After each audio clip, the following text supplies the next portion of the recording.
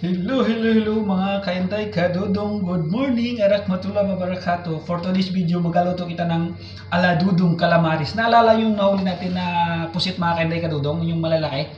Ayan, may nagsabi kasi doon na gawin natin calamaris. Yan, binalatan ko muna yung pusit mga kainday kadudong. Hiniwa-hiniwa ko ng mga square. Tapos, tsaka ngayon natin hiwa-hiwain ng maninipis. Yung maninipis para mabilis kasi siyang maluto. Pagka makakapal kasi mga kainday kadudong, ang tagal niyang maluto. Kaya ano natin ngayon na hiwain natin ng maninipis. Tapos nagayak pala tayo mga kainday kadudong na itlog. Yung itlog naman tinimplahan ko din. Tapos nagayak din tayo ng harina mga kainday kadudong para makukutid talaga. Pagkatapos natin may baba dito sa itlog, italbog natin dito sa may harina para yung harina didikit talaga dun sa hiniwa-hiwa natin na pusit gagawin natin calamaris. Yan. Yung harina pala din mga kainday kadudong, nilagyan ko rin ng asin tsaka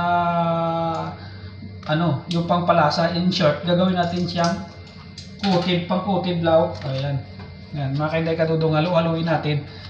Tapos pagkatapos nating halo-haloin, gagayak tayo ng mantika, magpakulo tayo mga kainday kadudong, italbog na natin itong hiniwa-hiwa natin. Yan, para matikman natin. Ayan, pwede na mga kainday kadudong na na yung mantika natin. Yan, isa-isahin natin paglagay. Yan, para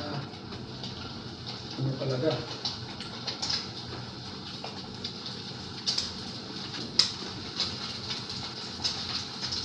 Madikit.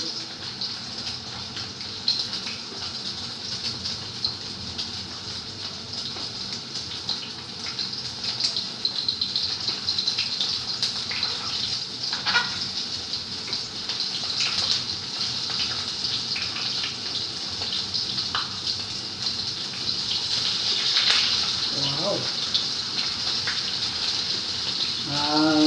Nakatingin pala ako mga kainday kadudong, takam na ako kumain.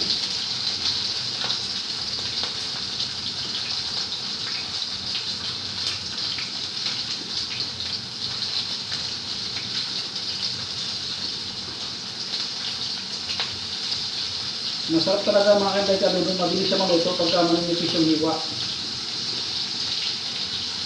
Ayan.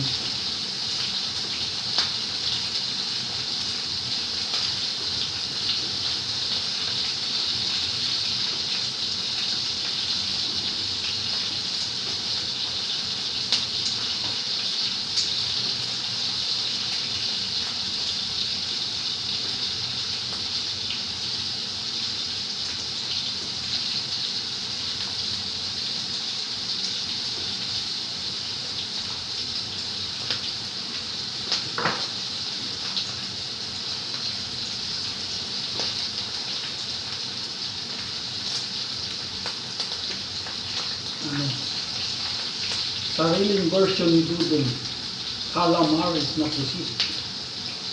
Yung mga nag-request sa atin na calamaris, ito na yung mga kainday kadudong, yung huli natin na pusit. Yung iba kasi hinihaw ko, yung iba ito, tikman natin kung calamaris.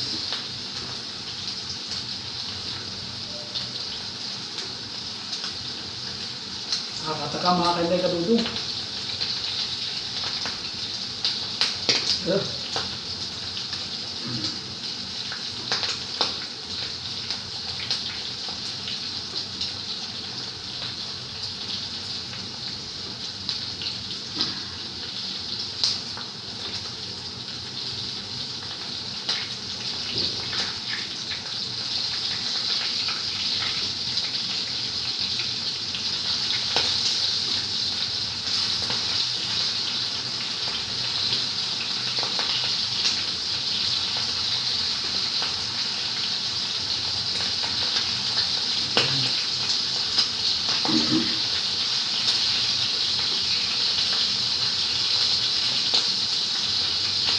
Naluto na mga kainday kadudong, kuhanin natin.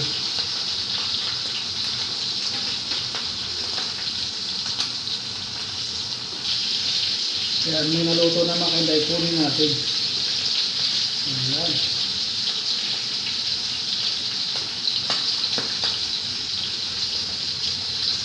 Tikman natin mga kainday kadudong kung anong lasa, kung masarap ba.